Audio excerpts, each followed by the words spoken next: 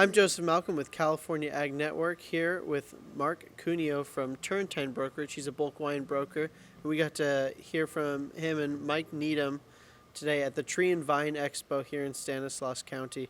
Now, Marc, can you tell me a little bit about what you talked about today, mainly centered around the bulk wine market and the trends on what you're thinking is going to be like for 2024?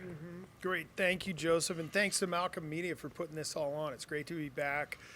Definitely, we showed some information as far as the volumes of kind of wine that's out and coming online in 24 on the back of this 23 crop.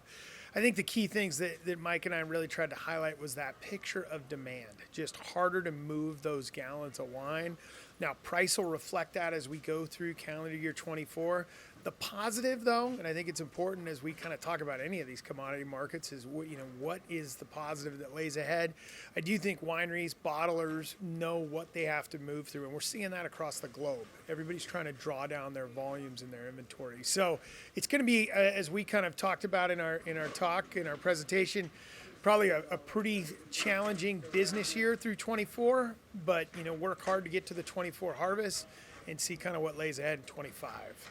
Is there anything you've noticed in the market, the difference between red and the white wines? Yeah, that's a great question. We have seen some differences. I mean, we're definitely working through more red wine in general in the state, whether it's Cabernet, Zinfandel, Merlot, and also kind of high color red blender gallons, whether it's Petit Syrah, Malbec, Petit Verdot. We just have more red wine that's on the bulk market. Now, whites in general, whether we're talking Pinot Grigio or Chardonnay, we're definitely more imbalanced there. I think where there's a little bit of concern that's important to bring up, in the beginning of the year, we had some pretty strong demand from bottling houses taking more of those gallons kind of through the first and second quarter. That definitely slowed down as we got further into summer, closer to harvest. Everybody kind of started saying, hey, I'm not going to be bottling as much kind of white wine in general. But I think it's important to remember the difference kind of in the overall supply picture between white and red. Just less white around, more red. But again, demand on both of those kind of stepped down as we got into this 23 harvest. All right. Well, thank you so much, Marc, for being here. Read more about these things in our publications. I'm Joseph Malcolm, CaliforniaAgNet.com.